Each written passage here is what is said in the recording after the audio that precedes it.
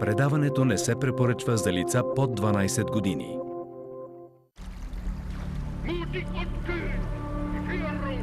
Най-мрачните тайни на Хитлер и най-страховитите оръжия. Изчезнали под вълните до днес. Представете си, че можем да пресушим океаните, като отстраним водните пластове, за да разкрием тайните на дъното. Това вече е възможно. С помощта на най-съвременни технологии за подводно сканиране ще проникнем в дълбочина и ще превърнем точните данни в триизмерен образ. В този епизод дали най-ценният австралийски кораб е унищожен от непознато нацистко оръжие? Как тази немска подводница е станала невидима? И дали Хитлер е успял да създаде атомна бомба?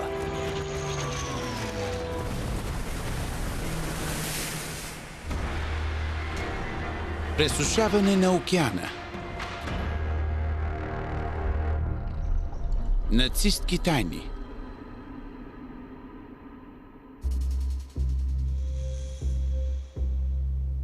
Амбициите на Хитлер са глобални. Докато пресушаваме водите в Северна Европа, ще разкрием доказателства за най-страховитото нацистко оръжие. Норвегия. Езерото Тин. Как една подривна операция е унищожила ядрената мечта на Хитлер? На дъното се крият неизвестни следи. Никой не знае какво може да открием там. По време на Втората световна война, нацистките учени се включват в надпреварата за овладяване на атомната мощ. Хитлер мечтае да разработи могъща бомба, с която да срине и унищожи Лондон.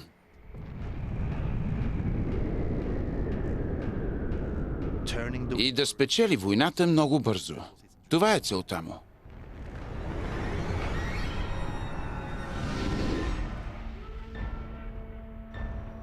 Но нацистите се нуждаят от важно съединение, за да постигнат успех.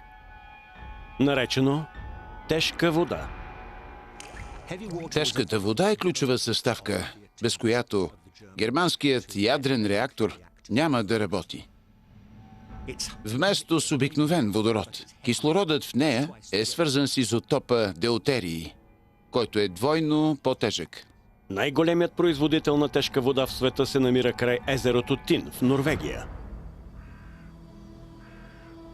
Това е електроцентралата Веморк, най-голямата водно-електрическа централа на планетата в миналото. Генерираната енергия води до създаването на ценната тежка вода. 9 април 1940 година. Германия нахлува в Норвегия.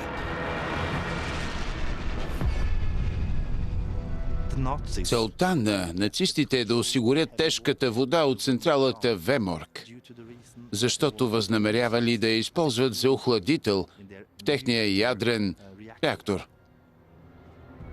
През 1942 година, по време на максималната производителност на Веморк, немците произвеждат 1000 килограма тежка вода. Подобно количество е значима стъпка към изграждане на първия нацистки ядрен реактор. Фактите сочат, че Германия може бързо да разработи атомна бомба и съюзниците са сериозно обезпокоени от това. Чърчил иска да унищожи централата за тежка вода. Електроцентралата Веморк се превръща в приоритетна цел на съюзниците за бомбардировка и саботажи. Нанесените щети принуждават нацистите да укрият запасите от ценното съединение. 20 февруари 1944 година. Германците планират да транспортират годишния добив на тежка вода с влак, далеч от Веморк. композицията ще пресече езерото Тин с ферибот, откъдето ще продължи за Германия до площадката на ядрения реактор. Войниците натоварват 40 барела в плавателния съд. Фериботът отплава, но не достига до дестинацията си.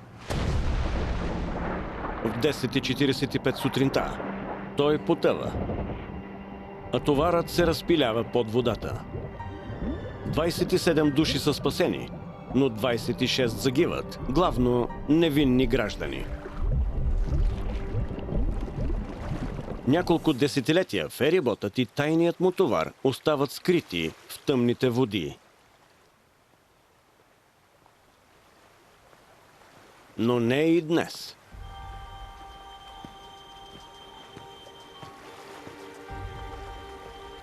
Фредрик Сорейде е морски археолог. Той изучава района от над 20 години. Намирам се на брега на езерото Тин.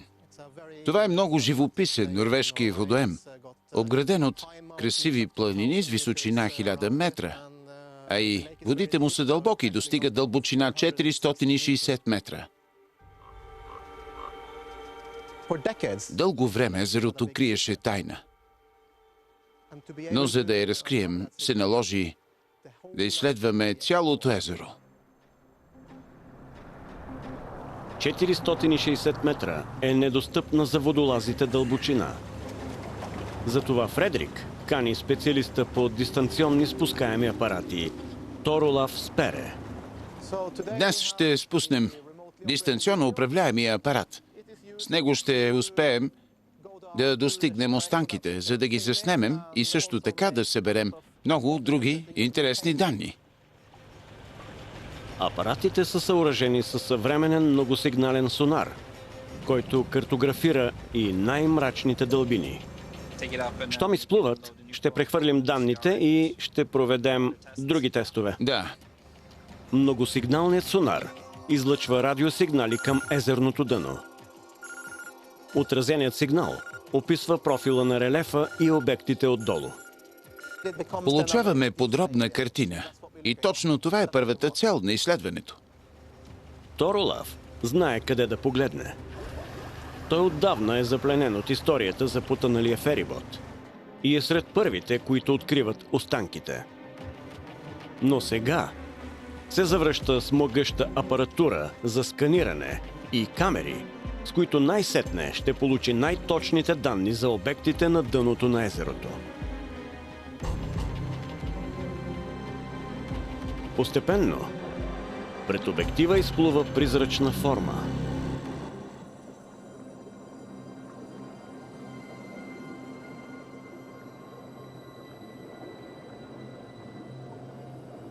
Ледените води на сладководното езеро са запазили десетилетна тайна.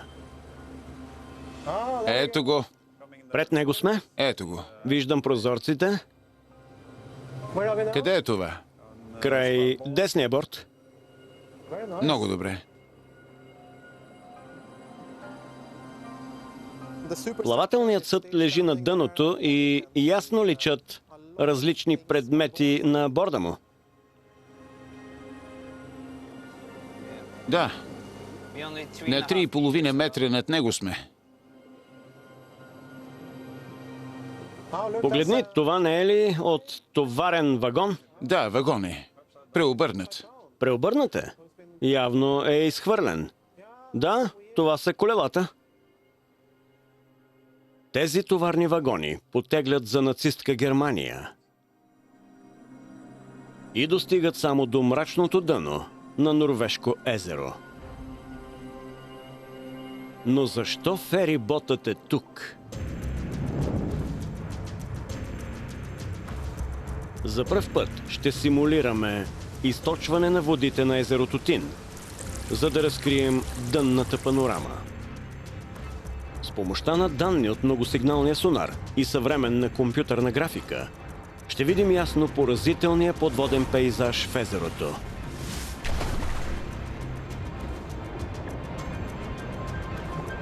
Първата следа се крие във формата на околната долина. Стръмните брегове се спускат на 450 метра дълбочина до дъното на едно от най-дълбоките европейски езера. Когато езерните води се отдръпнат изцяло, потопеният ферибот е огрян от слънчеви лъчи за пръв път от 70 години. Първо изплува кърмата на дългият 51 метра съд, наклонена надолу.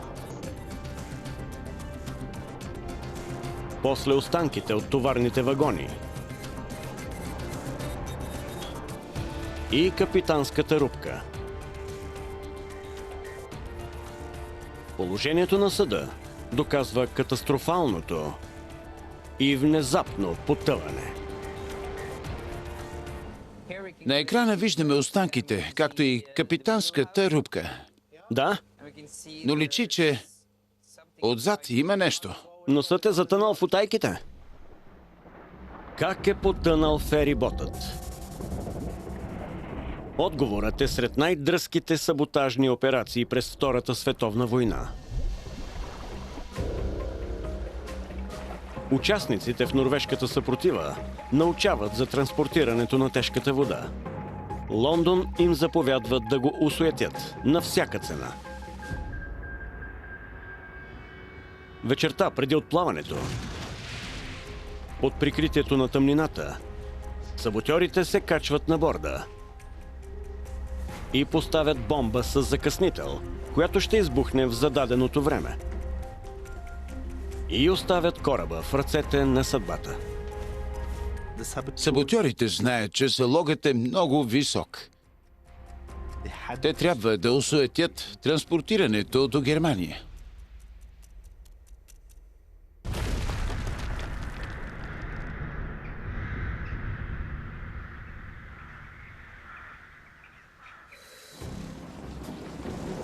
Пресушаването на езерото Тин разкрива, че бомбата е предвидена да избухне над най-дълбоката зона на водоема.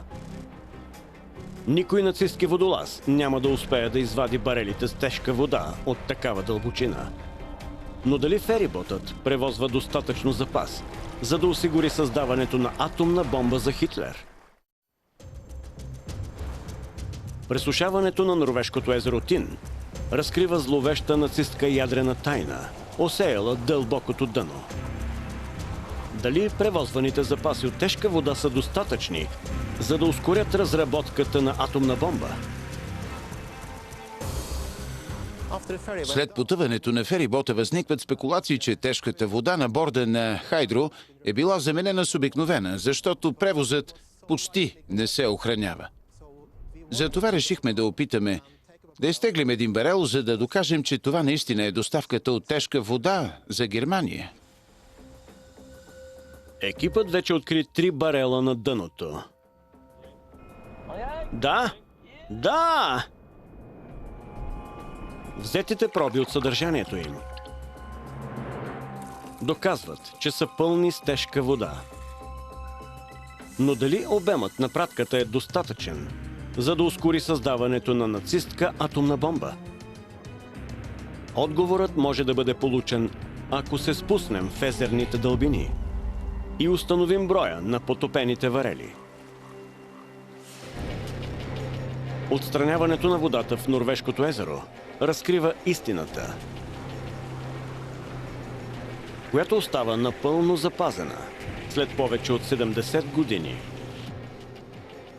Първо, 1 варел на палубата и още 2 паднали зад борда, както и още 2 на 18 метра от корпуса на кораба. Общо 5 варела се намират в и около останките. Все още личи номерацията на варелите. Смятаме, че 10 са отнесени от течението като полупразни. И извадихме още 3. След откриването на общо 18 варела и предвид данните от многосигналния сонар, изследователите могат да предположат местоположението на останалите. Смятаме, че повечето останали варели са на борда на ферибота. И до днес и се намират под преобърнатите вагони. Общото съдържание се равнява на половин тон тежка вода. Достатъчно количество за създаването на ядрен реактор.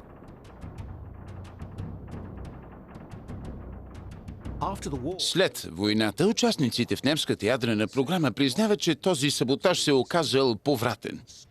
Той успява да осуети разработката на атомна бомба.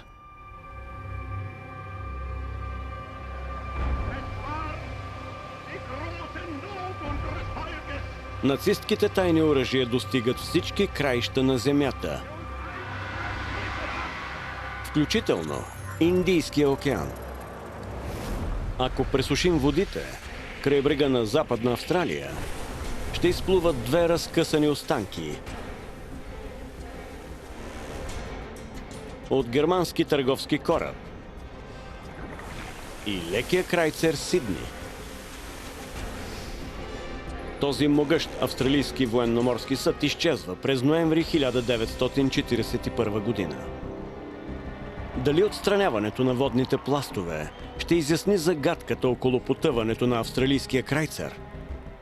За австралийците потапянето на Сидни се превръща в своеобразна национална травма. Крайцерът е гордостта на австралийския флот. Неговото неизвестно лобно място и съдбата на неговия екипаж озадачава австралийците с десетилетия. След войната, германският капитан Теодор Детмерс заявява, че е потопил Сидни при морски бой. Малцина австралийци приемат показанията му за достоверни. Той напуска своя кораб Корморан, който е обикновен търговски съд, и няма следи от морски сблъсък. Категоричен отговор ще получим, ако открием и двата съда. Изследователският кораб Геосандър предприе проучване край брега на Западна Австралия. Въоръжен със съвременни технологии и с подкрепата на австралийските власти, екипът се ръководи от световно известен издирвател на останки – Дейвид Мърнс. Чувствахме се притиснати от интереса на обществеността. Трябваше да открие не един, а два кораба. Зоната на търсене е огромна. Но за щастие, германският капитан оставя свидетелство, което съдържа важни следи за координатите на потъване на неговия съд. Мърнс започва търсенето в зона на 200 км от брега.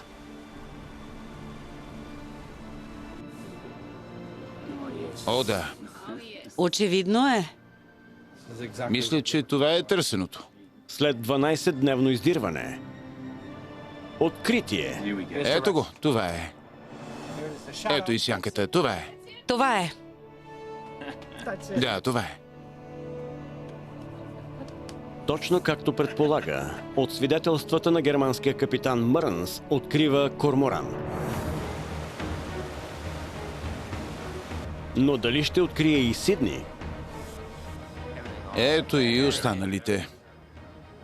4 дни по-късно сонарът засича и австралийския крайцер.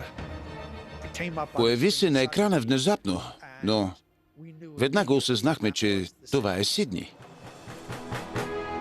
Всички изпитахме огромно въодушевление, че го открихме. Това е той. Австралийският крайцер Сидни.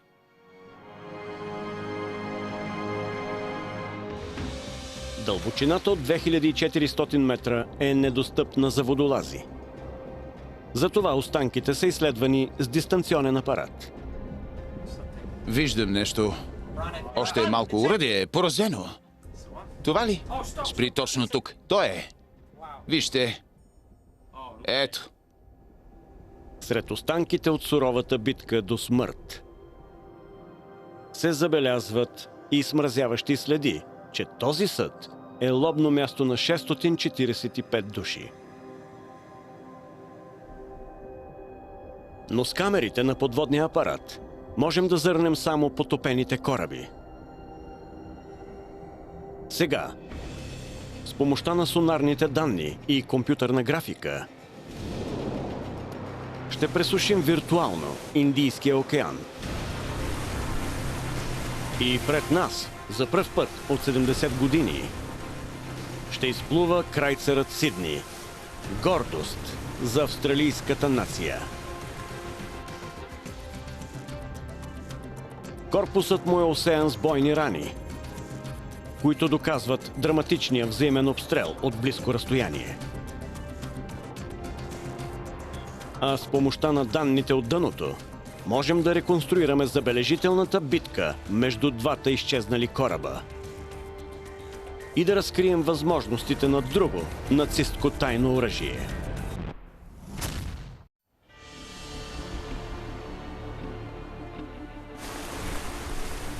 Ако пресушим Индийския океан, ще открием изгубения австралийски крайцер Сидни. Но как един военноморски крайцер пада жертва на обикновен търговски съд? Отговорът се крие в дневника на германския капитан. 19 ноември 41. Ясно и топло време. Както винаги, в Индийския океан видимостта беше отлична. Изведнъж, в 4 часа след обед, двата кораба попадат в зрителния си обхват. На 25 километра един от друг. Корморан се идентифицира като холандски търговски съд. Но докато Сидни го доближава за щателна проверка, нацистите се подготвят да отвърнат със смъртоносна тайна. Германският капитан знае, че ще постигне превъзходство само ако примами крайцера да влезе в близък бой. Оставих ги да ни приближат. И просто чаках. Чаках.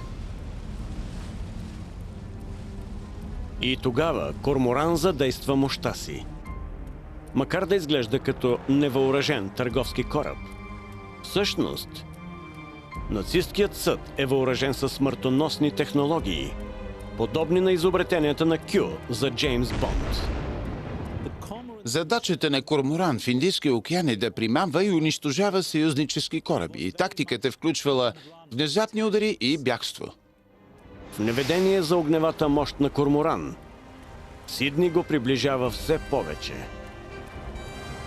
Двата кораба се доближили на около 1000 метра, при което пораженията са гарантирани. Вражеският крайцер не влезе в много подходящ за моите уради обхват. Издадох заповедта: разкрийте се. Холандският флаг беше свален. И издигнахме германския боен флаг. Според военния кодекс, укриването на оръжие е допустимо. Но само ако морският съд се идентифицира преди да открие огън. Докато останките на австралийския крайцер Сидни изплуват над водата, под слънчевите лъчи все по-ясно проличават шокиращите поражения от тайните оръжия на Корморан. Горната част на мостика, команден център на кораба, липсва. Но защо? На борда на Корморан, скрито от погледите, внезапно изниква противотанково оръдие и открива огън, като поразява капитанския мостик на крайцера. Повечето старши офицери на Сидни вероятно са загинали още при първия изстрел от битката. Скорострелни зенитни оръдия се издигат на хидравлични рампи и започват да покосяват екипажа на Сидни. Върховете на главните предни оръдейни кули на крайцера са отнесени. А в центъра на една от тях зее огромна дупка. Как се е образувала? Противно на безобидния си вид, Корморан притежава много тежки оръжия подходящи за близък обстрел. С натискане на бутон, прикриващите панели се повдигат и под тях изникват тези мощни оръдия. И буквално като при изстрел от упор, със своята непреодолима огнева мощ, поразяват предните оръдейни кули на Сидни. Възможно е двете кули да са поразени още в първите 10 или 15 секунди от обстрела. Въпреки германската засада, Сидни успява да отвърне на огъня и поразява машинното отделение на Корморан, където избухва пожар. Нацисткият кораб се подготвя за най-мощния си удар. Под неговата ватерлиния са разположени 2 замаскирани торпедни тръби, както и още 4 над водната повърхност. Умело скрити под стоманен капак. На немския екипаж са нужни само 32 секунди, за да подготви и изстреля торпедо. Нацистите бързо нанасят огромни щети на австралийския крайцер. Поредица от изстрели, избухващи снаряди, тежки повреди и пълен хаос. Австралийците буквално са пометени. Гледката е неподобявала за коление. 18 часа и 25 минути. Убеден, че Сидни е фатално ранен и повечето от екипажа е унищожен, нацисткият капитан прекратява огъня. Победа! Никога досега във военноморската история въоръжен търговски съд не е побеждавал крайцер в директен бой. Пресушаването на водите около лекия крайцер Сидни вече ясно ни разкрива ключовите доказателства за причините за потъването му. Липсва част от корпуса с дължина 27 метра. Торпедата на Корморан са причинили тежки поражения и са предизвикали силна експлозия. Носовата част на Сидни се е откъснала, след което корабът е потънал на 2400 метра с 645 души на борда. Сидни изчезва безследно. Няма оцелели. Най-тежката загуба в историята на австралийския флот. След като открихме останките и установихме развоя на събитията, съдбата на кораба е изяснена.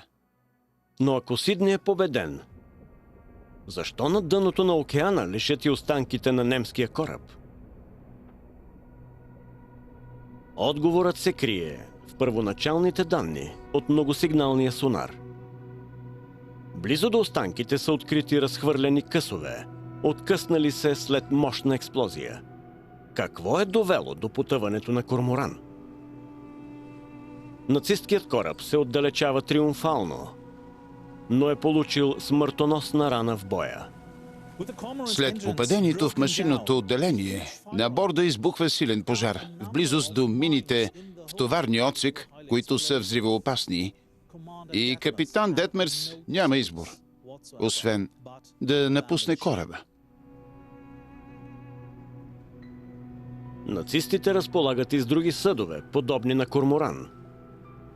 И за да избегнат разкриването на техните тайни, екипажът взривява плавателния съд.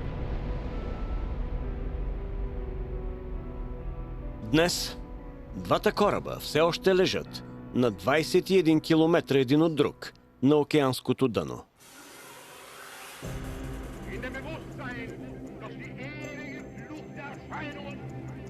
Дълбоко под повърхността на Световния океан се крият и други нацистки тайни.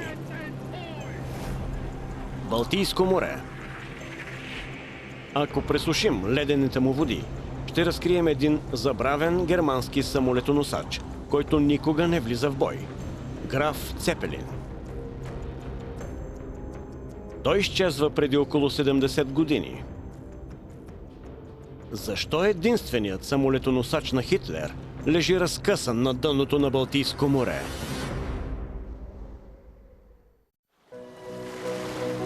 От десетилетия последната участ на единствения нацистки страховит самолетоносач остава загадка.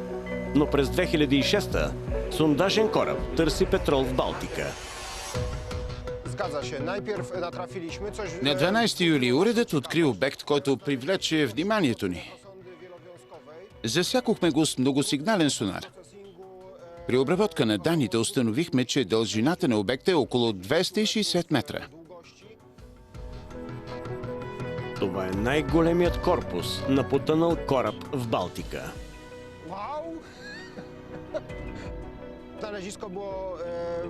Находката беше огромна и изключително зрелищна.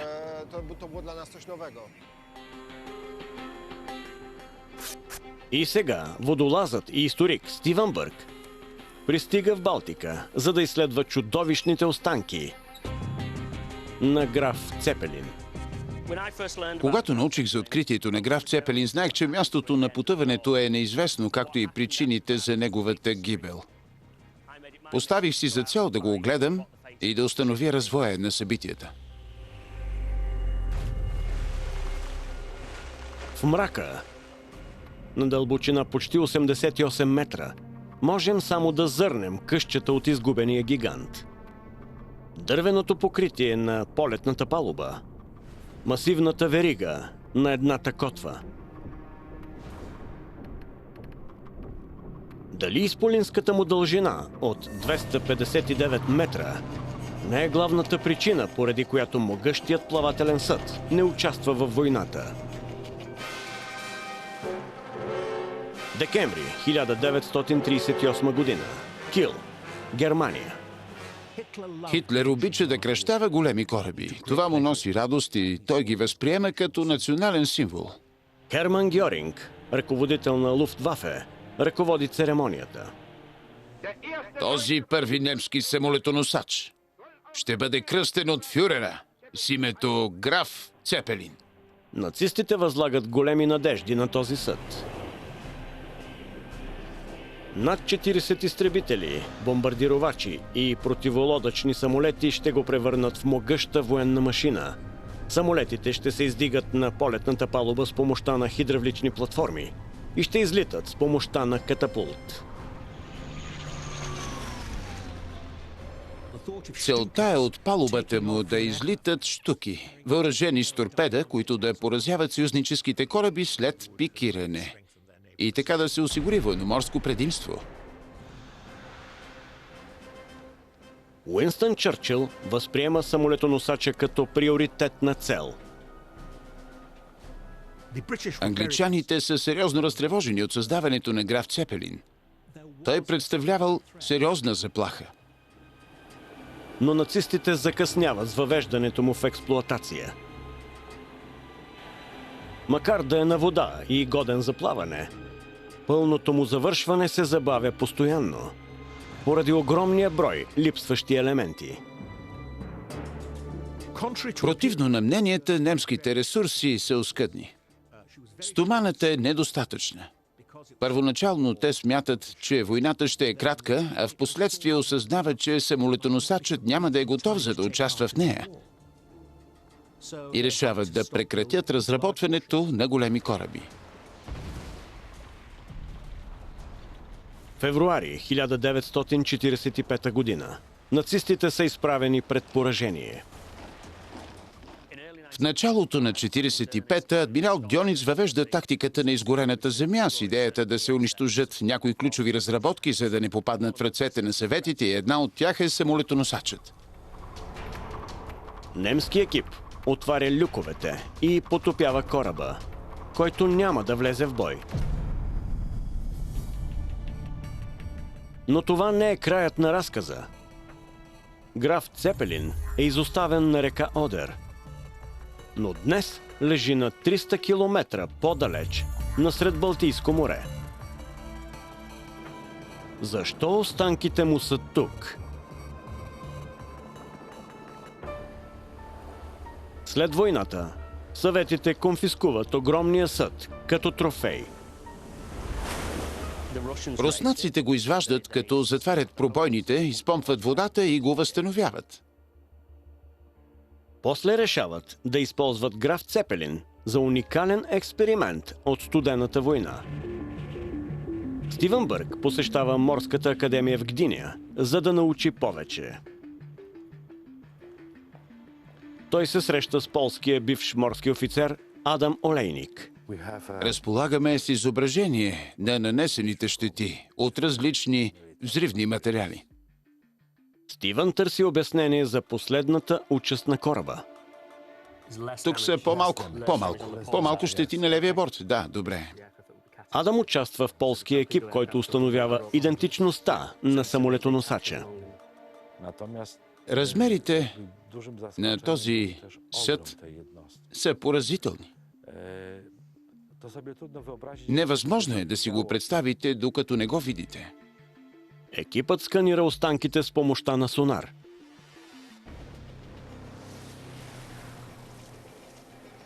С помощта на получените подробни данни, сега, за пръв път от 70 години, ще разкрием доказателствата за последните мигове от съдбата на самолетоносача. Пресушаването на Балтийско море ни осигурява невероятна гледка на дългия 259 метра потънал изполин. По корпуса му ясно личат многобройни поражения от изпитателни взривове, включително отвор с диаметър 30 метра в палубата. Наподобяваше поражение от бомба. Палубата е запазена при изоставянето. Тогава защо е пострадала? През август 1947 година руснаците планират поредица от изпитателни взривове на борда на кораба, преди да го потопят.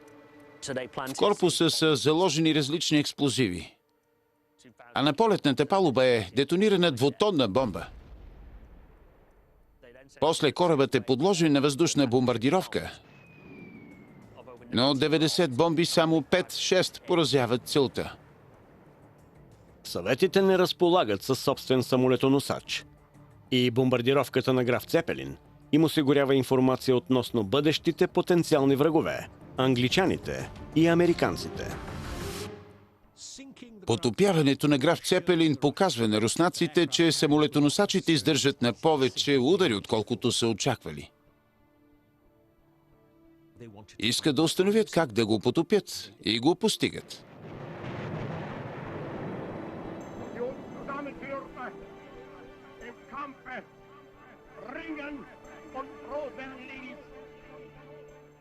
Тайните нацистки технологии обикалят Земята, а пресушаването на Световния океан ни разкрива останки от тях на удивителни места. Протокът Ла-Манш. Лобно място на забележителен съд, съоръжен с тайна технология, която може да осигури поврат във войната. Отстраняването на водните пластове разбулва загадката на нацистката подводница Ю-480. Може да я наречем първата невидима подводница в историята. Подводницата изчезва през 1945 година, заедно с смъртоносна тайна технология. Как този подводен съд е станал невидим?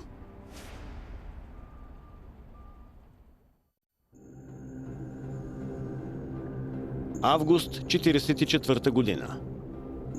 Съюзническият десант в Нормандия създава заплаха за нацистка Германия.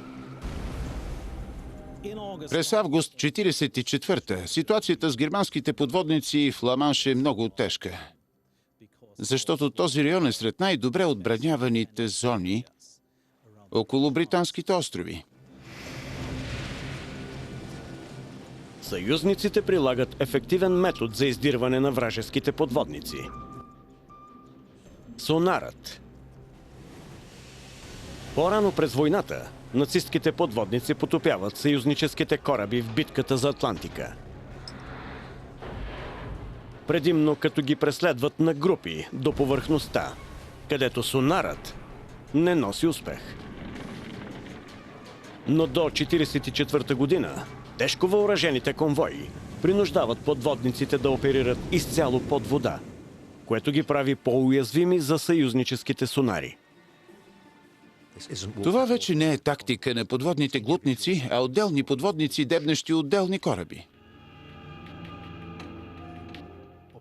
Подводните операции в Ла-Манш по това време са изключително опасни. Вероятността да оцелееш, ако си подводничар, е едва 50%. Нацистите се стремят да противостоят на сонара. Немският отговор на сонарната технология е разработване на методи за маскиране или невидимост. До 21 август 1944 година нацистките учени въплъщават мечтата си за стелт технология. Капитан Ханс Йоахим Фьорстер и екипажът му притихват в подводницата дълбоко в Ла-Манша, а съюзниците не осъзнават местоположението им. За всеобщо очудване, той прониква в Ла-Манш и за 5 дни потопява 4 кораба, а после се измъква. Най-опустошителният набег, провеждан в протока до тогава. Забележително постижение. Ако пресушим водите на Ла-Манша, дали ще разкрием тази нацистка тайна? Подводният археолог Инес Маккартни разследва сведенията за останки от подводница на 30 км южно от Англия, скрити на 60 метра дълбочина. Когато се гмурнеш и се спускаш по въжето, докато приближаваш останките, предварителните ти очаквания са невероятни.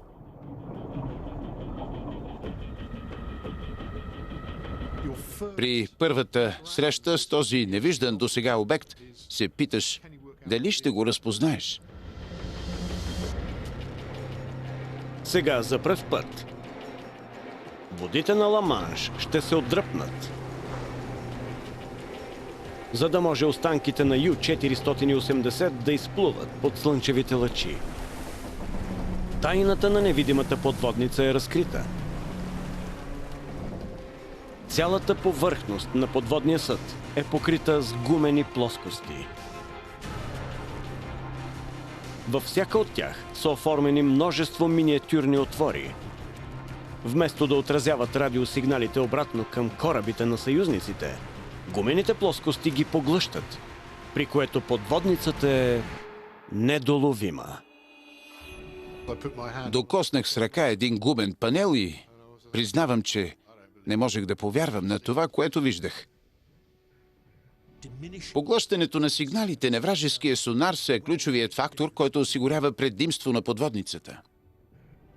Днес в Кил, Германия, все още е изложена една подводница от модела Ю-480. Ю-480 не е качествено нова разработка, а е от най-многобройния клас тип 7, но е покрита с тези специални маскиращи панели. Но пресушаването на водите повдига и още един въпрос. Ако подводницата е невидима, защо останките й лежат на дъното на протока Ла-Манш? Премахването на водните пластове ни разкрива следите от пораженията по корпуса на Ю-480. Съдът е пострадал от фатален удар. Кърмовата секция е откъсната, а в корпуса личи огромна пробойна. Как се е стигнало до тези опустошения? Изправени срещу съвременната технологична заплаха, съюзниците прибягват до много старомоден подход. Мини. Капанът, който поразява подводницата Ю-480, е тайно минно поле. Февруари 1945 търговските пътища преминават през Ла-Манш. Но всички съюзнически кораби са тайно предупредени да не плават в специфична зона в протока, където, без знанието на немските подводничари, англичаните залагат дълбоководно минно поле под водната повърхност и чакат. Ю-480 се завръща в познатите и координати в очакване да открие нови цели. Навигационните буйове им подсказват, че маршрутът се използва, но това е заблуда. Англичаните заложили мини полета, което изненадало неприятно германците. Мините са точно по курса на Ю-480. Целенасочено убийство, основано на разузнаване. Затова е пазено в тайна. Недоловими са. Ужасяващо.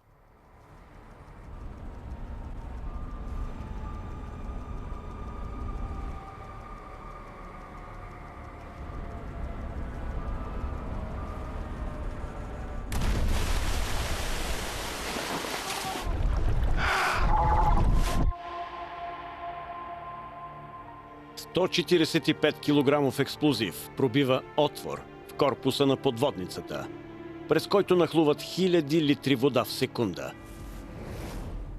Няма възможност за спасение.